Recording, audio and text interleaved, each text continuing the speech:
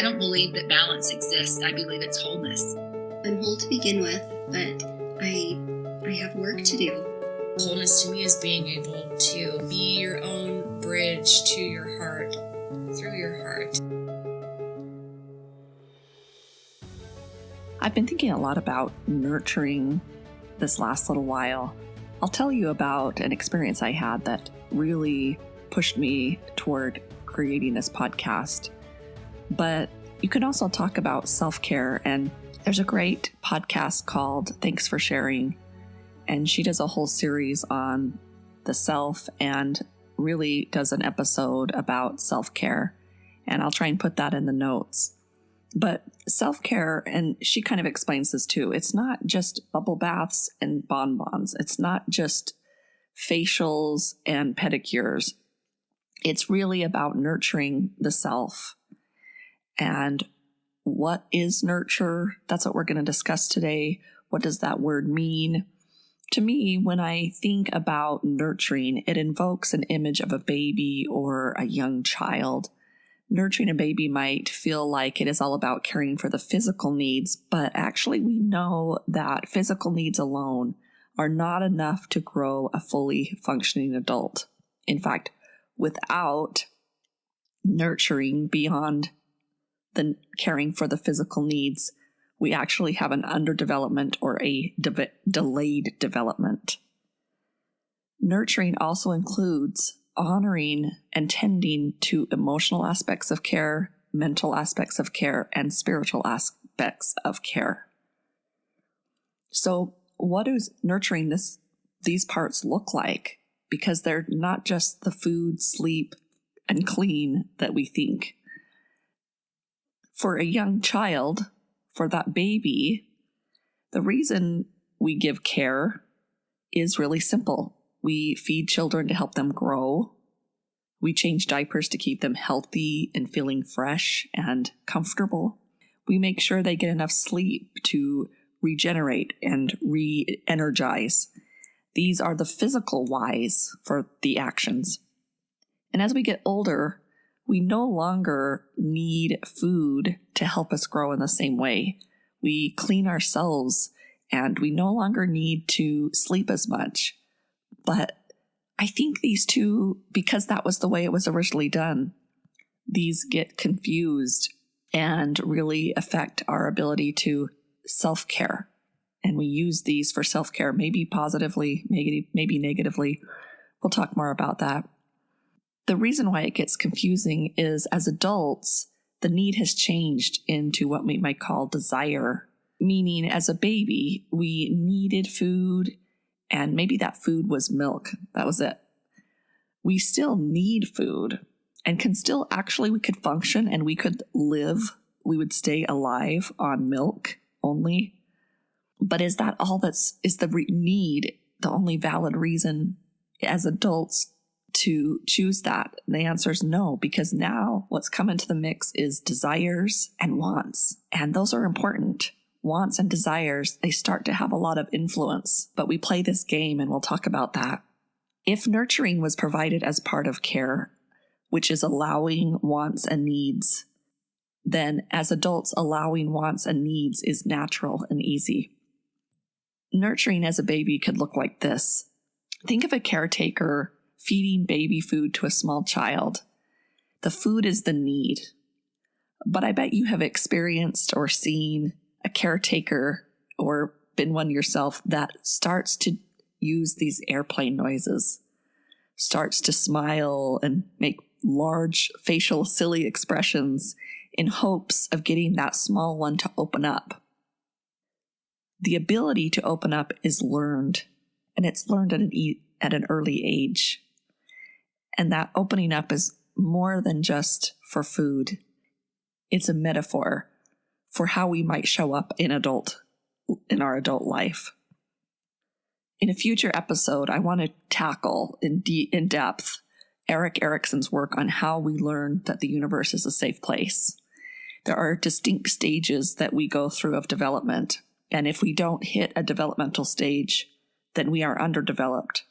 We have an opportunity to develop that later in life, but each stage holds a kind of crisis to overcome. For instance, as a baby, the crisis is to grow and to there's a huge difference in age 0 and 1 and 2. We grow completely exponentially in that time period. And so we've got to overcome the crisis of this growth, and crisis is in quotes, right? But we overcome it by being fed, taken care of, getting enough sleep, and then we grow and we move on to the next stage. But emotionally, we learn in this stage to either trust or to not trust. So by the age of 2.5, 3, we've got a clear picture that the universe is trustworthy or not. And many times, because the universe is truly trustworthy and wants us to understand that and our true selves know it, then it sometimes will present later in life as a crisis that will help us, quote, because it doesn't feel very helpful, but helps us to move on and to learn that lesson and to be able to accept that. So I'm really excited to really dive deep into that information. It was fascinating to me. For many of us, this nurturing did not happen, and this may be the reason you struggle with self-care or self-nurturing. If you go back to episode 24 with Janice Webb, we talked about this subject, and her book, Running on Empty, is a must-read. If a parent was ill, if a sibling was ill, if there were a lot of children in the home, if there were stresses that were put upon parents or families, catastrophic events, some financial difficulties, any kind of stresses, how could parents give all that was needed, that attention, that fine attunement, that face-to-face contact, as much as that baby needed it and it was required? How can that have happened with those kinds of stresses in our lives? And it's not about blaming our parents, but getting clarity on where we need to heal is really important. We have got to know the hurt to heal the hurt. And not being comfortable with having wants and desires or nurturing is a wound, because we are deserving and we need fulfillment in this area. So what happens is many of us begin to create mathematical equations when it comes to our wants and desires. And I'll explain that in just a minute. But think about the ways that you start to create mathematical experiences or mathematical equations within yourself about the judgment you put on a need versus a want. Do I really need it? Right? But we have to understand, I just want to dig a little deeper into this point that nurturing in childhood requires more than just milk, diapers, and sleep. And it's not just nice, it's a scientific fact. The BBC reports on a study of adopted children from Romania orphanages where the ratio of caretaker was at best 1 to 15. They think by 1989 there were 100,000 children in orphanages, and some think more than 500,000 babies between 0 and 30 months lived in government care around that year. So the late 80s and early 90s. And they have done so much research on these babies because although they received milk, diapers, and a place to sleep, they have far higher rates of emotional, social, and cognitive problems during their lives. And experts believe it is the absence of nurturing or this attunement, this one-on-one care and nurture that causes these problems.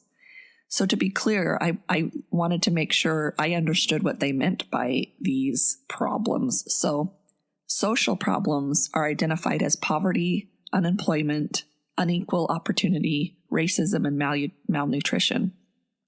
Emotional problems are identified as anxiety disorders, behavioral issues, bipolar affective disorder, depression, dissociation and dissociative disorders, eating disorders, obsessive compulsive disorder, and paranoia. And cognitive problems are identified as Alzheimer's disease, attention deficit disorder, early onset dementia, epilepsy or related cognitive dysfunction, and mild cognitive impairment. In the book, The Myth of Normal by Gabor Mate, that was just released in the end of 2022, he gives a good argument for the idea that most of these problems are rooted in trauma caused by not enough emotional attunement in childhood. And if we dared to believe this, our opportunity to rise as a species would grow exponentially, because this discovery is a holy grail of health, because the fix is simple. And it starts with having an understanding of nurturing, or allowing wants and needs to be valid. Physical wants and needs, emotional wants and needs, spiritual wants and needs, mental wants and needs. If we can understand the impact that this need is, we need to have a need for wants and desires. That's important. We need one-on-one attention from 0 to approximately 1 to 2 years old. They need to know that we are available enough. A great deal of us have not had enough, and there isn't a right amount. It's not like there's just 5 hours a day, 6 hours a day. Everybody's different, and it's about what was enough for you.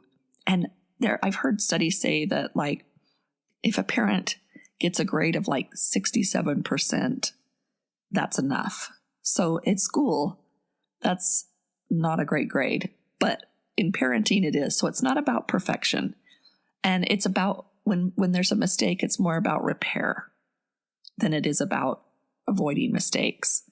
But we've had a wound here because most of us came from a place. I know it was even important when I was raising my kids that there was an idea that we needed to teach young babies how to self-soothe, and that they needed to cry it out in order to self-soothe. And that I put in parentheses, self-soothe, because there is no such thing as self-soothing. A baby doesn't have a cognitive brain that says, it's okay, I'm going to calm down. It's not as bad as I think. My mom will come later. The baby's brain doesn't function that way. And so all it does is just wears itself out. All it does is just give up. All it does is just tire out. And this causes this trauma, I think, inside these babies. It causes them this belief that what they want doesn't matter and how they desire mom needs to be shut down. And so no wonder why we don't know how to have an understanding of ourselves, and we don't know how to nurture and care for ourselves in a better way. No wonder why we feel uncomfortable when we choose ourselves, when we choose to take care of ourselves, whether mentally, emotionally, spiritually, or physically. We have to have that equation, right? Remember we talked about that? We could just survive on milk. That is actually our biological need. We could live on an island, and if we had milk, we would live. Our body would function. But we don't. And so we have all these possibilities. And we rely a little bit on wants and desires.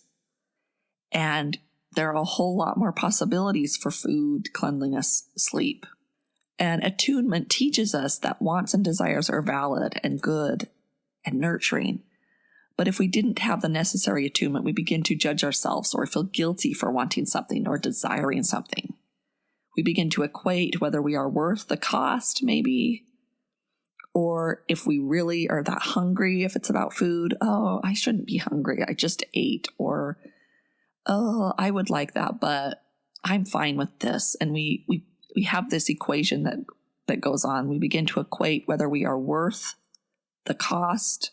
We equate, which is a logical process. We try and use logic to make sense of this desire. And the truth is that wants and desires are not logical. They have nothing to do with logic. Me and my husband this is a lesson that he had to learn, because for years and years, we would talk about it. He says, if someone asked me my favorite ice cream flavor, I wouldn't know what to say. And that's because there is no logical reason why you would have a favorite ice cream. It does not live in that mental body. We do not make calculations about or equations about which flavor is the best. This is different. This comes from that emotional side. This comes illogically. It doesn't make sense, and that's okay. And we need to learn to build that muscle to really work within those desires and wants and let them live as much as those needs are. We need to have wants and desires. Feeding the child food feeds the body, but when a caretaker makes those airplane noises, laughs, and is silly with the baby, gives the baby eye contact, this feeds the soul and tells the soul that they are worthwhile. When we don't know we are worthwhile, we don't feel we have worth, or our worth is calculated or transactional. Hence that inner math that I just talked about. We need both food for the body and food for the soul, and this need is biological.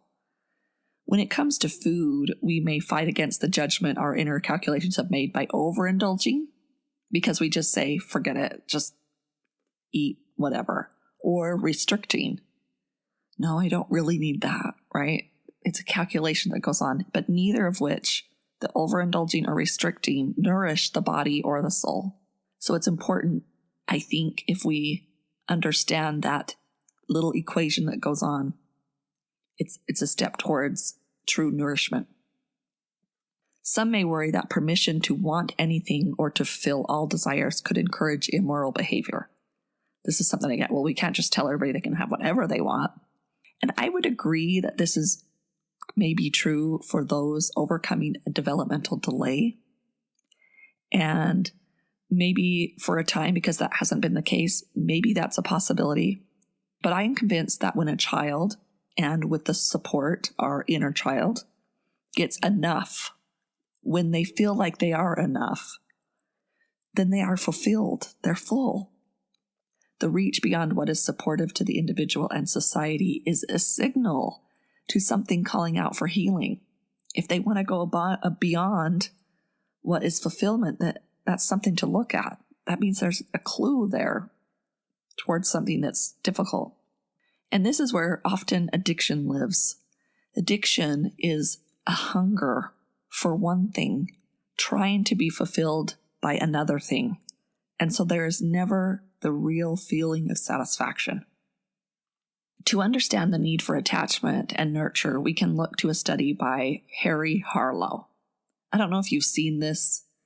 I remember just being a little speechless when I saw this experiment. And they took monkeys, cutest monkeys, and they offered them two options. They offered them this molded monkey mother that was molded out of like wire, it was very uncomfortable. And this pretend mother had the food. And then they made another pretend mother monkey that was soft and had a blanket and was gentle, was not so rough. So you had this one monkey that was uncomfortable, but it had the food. And then you had this other pretend mothering monkey who was comfortable, who was nurturing. And the monkeys chose the nurturing mom every time. They would forego the nourishment, the milk, the food, to be held, to have comfort. And I believe humans are the same. We need empathy, care, kindness, gentleness. And to many of us, we might be thinking, yeah, that makes sense. I don't see what the problem is. Of course, you wouldn't abuse a baby. And that's the thing. We think of abuse as being, we can all see how that would cause problems later in life. But what didn't happen, this attunement that did not happen, registers in the body and the psyche and the development the same as abuse. And so if you had that care, if you had that caretaker that thought you were the world, then you're on your way. But there are millions of individuals. It wasn't that their caretaker meant to hurt them. There were just other things going on. And when those other things are going on, we cause major problems to our society. We have all those different problems, cognitive, emotional, social problems, and they affect all of us. A few years back, I was part of a book club and I loved it. We would get together once a month and each of us would take turns picking out a book, and most of the time our discussion had little to do with the book. I remember one time we got on this discussion and it changed me. There was one of the women in the group who had struggled with infertility, and we can imagine what that's like when you want a family so badly and it doesn't come. Well, one came, and that was so wonderful, but she wanted another one, but it just wasn't going to be. And because of that, I think it gave her just deeper level of gratitude for her mothering, for her ability to nurture. And as we were talking one night, she said this thing that just blew my mind. She talked about her little boy, and anytime that he wants something, she says, "Great. I love it. That would be awesome. Oh yeah, I totally could see how that would be great." And I'm embarrassed to say that that was a mind-blowing thing for her, because she just validated his wants and his desires.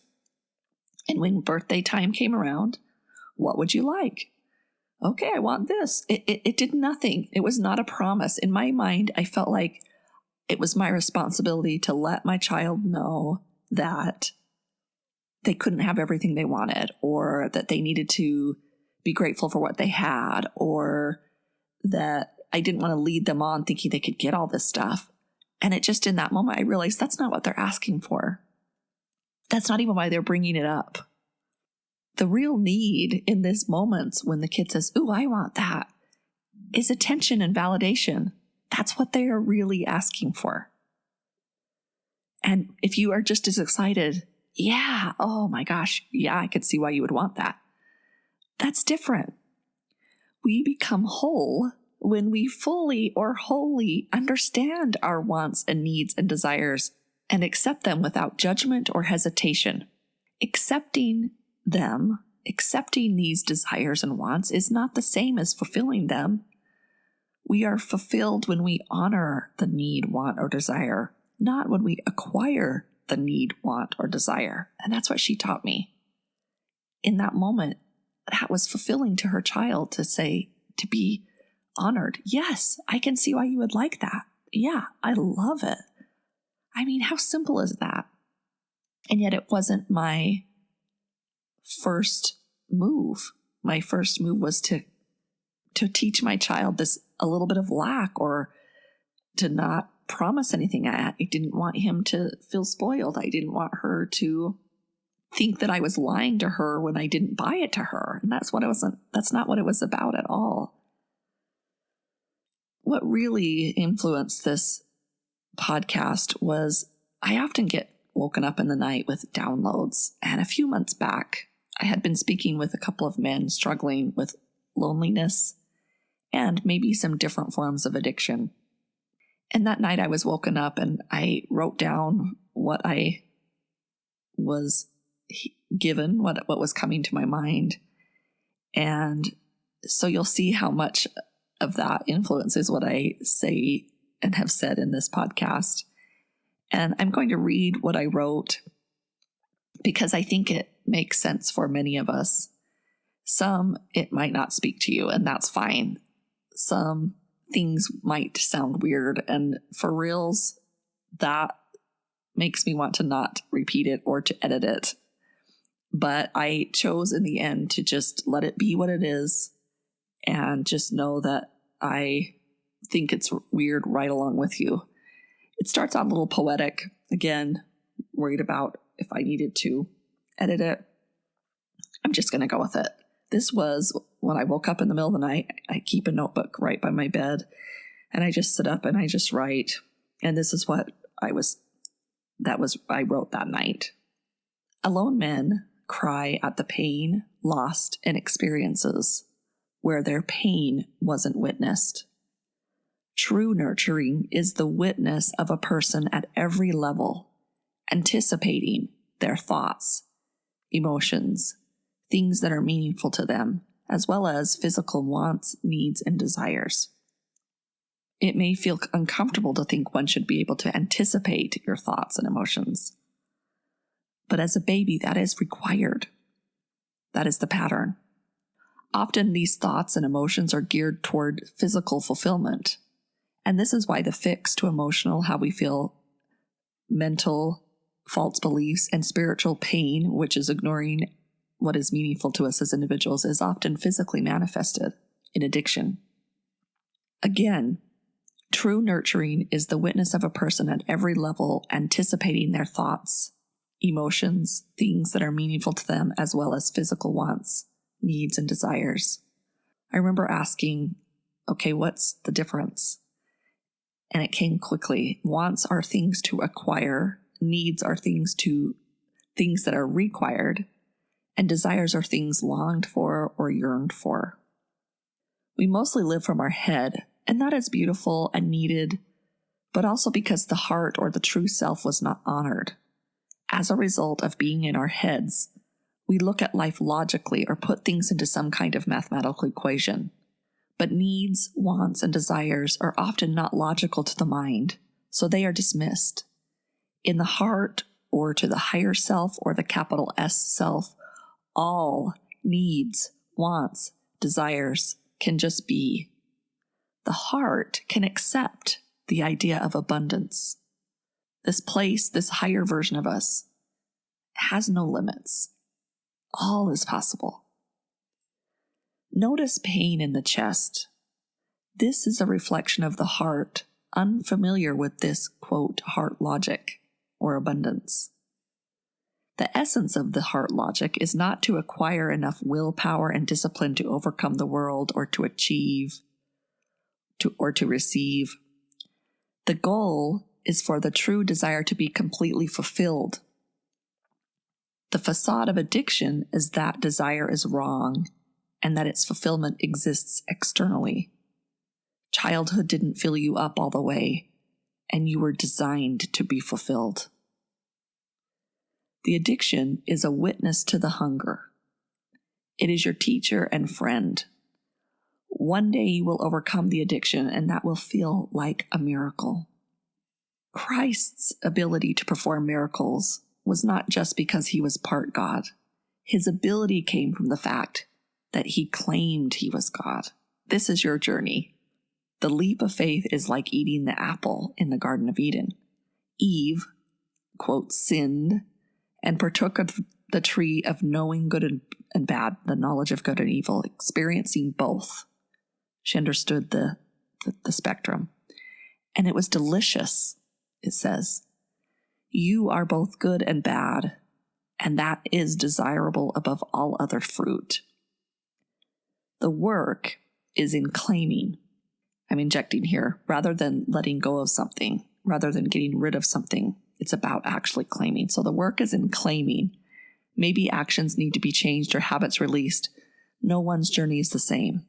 But when your heart pain is gone, claiming yourself whole doesn't feel uncomfortable. This is being healed. This is salvation. Then you will perform miracles for others. The hero's journey. That's the end of my message. Your true self has no fear of being over-nurtured or over-cared for. There's no such thing. You are meant to be completely fulfilled. Too often we flounder between overfilled and hungry for something more. But when we are full, we have enough. We have enough energy, and therefore we naturally move into helping others. So nurturing the self is key.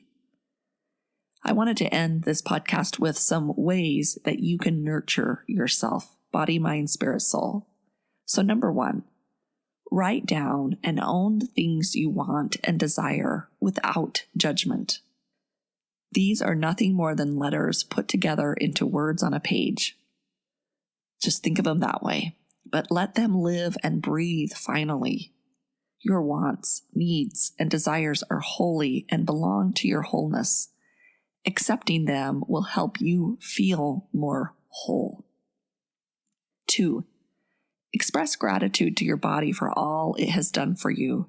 to your mind for all the calculations, creativity, and cognitions it performs for your good, to your emotions, how you feel about things. Your feelings matter. Express gratitude to the people and things you are connected to or find meaning in. Hold gratitude for all of these parts of you. Maybe even write yourself a love letter. It's okay. Nobody has to know. Number 3, celebrate your accomplishments.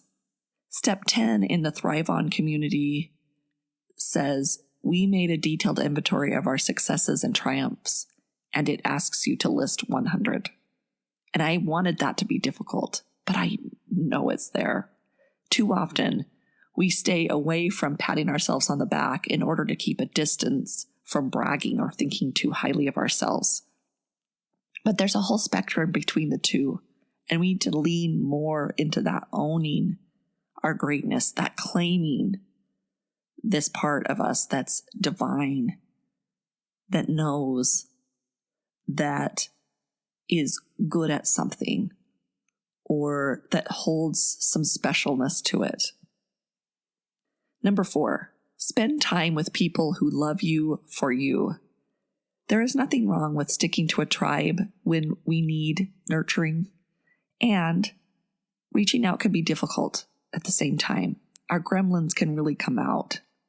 That same feeling or idea going back to how we should be able to survive on milk only, right? Oh, I shouldn't need somebody. Oh, they're probably busy. Oh, I'm fine. I just need to calm down. There's so much resistance when we do that. And those ideas easily talk us out of asking for what we want or desire from others. For some, their tribe might be their fur babies, and that's okay. Whomever you choose to be with, be in the moment with them. Notice all that you love about being in their presence. Number 5, nurturing for the body, mind, spirit, soul is getting outside in nature. Nature feeds us and nourishes us in many ways. For some, it comes at the beach with the sun, with the hot sun. For others, it's in a hike in the mountains with the cool breeze and the fresh air.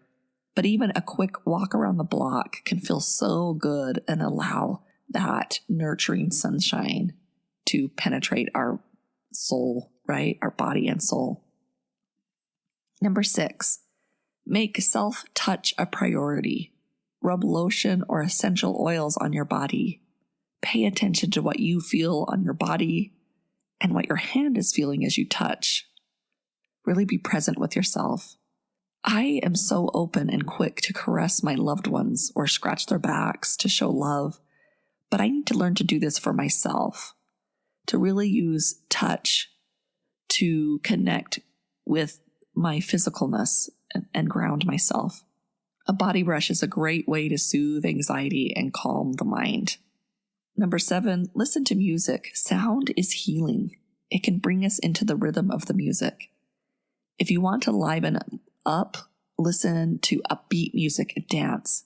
If you want to calm down, select music with a gentle and soft sound. But let your body come in congruence with that rhythm. Number 8, eat with intention. Something that truly nurtures all of you. The taste might call to you, the texture might be the thing you're craving, or the need to feed the cells in your body may influence your choice here. But just stop and really listen to what you desire, what you want, and then trust what you feel. Trust what comes to you and enjoy it. Just see how that feels to enjoy it fully without any of those compromises. Just fully enjoy it. Number 9, take a nap or go to bed a little early. Give yourself permission to be tired. Contrary to popular belief, sleep is not a luxury. Sleep is your friend. It is okay to sleep. Or for some, the opposite may be needed. Maybe you just want to stay up late. Maybe for you, it feeds your soul to have a late night. Nurture yourself with sleep, however that looks for you, but just do it consciously. And lastly, live for the moments. Learn to catch the moments you are feeling nurtured. Maybe watching the sunrise on your back deck. Maybe getting up in the mornings and seeing your sleeping child, whatever nurtures you, gives you those tickles in your tummy, maybe snuggling under the covers just a few more minutes in the morning, whatever it is, just let it in. Let it in, whatever brings those sensations of joy. Do that. Do them intentionally and notice and get used to and allow yourself the feeling of being nurtured. We invite you to the wholenessnetwork.com, where you'll find the Wholeness Library. Inside, you'll find tutorials, downloads, mini classes, and all sorts of streaming content for you on your wholeness journey.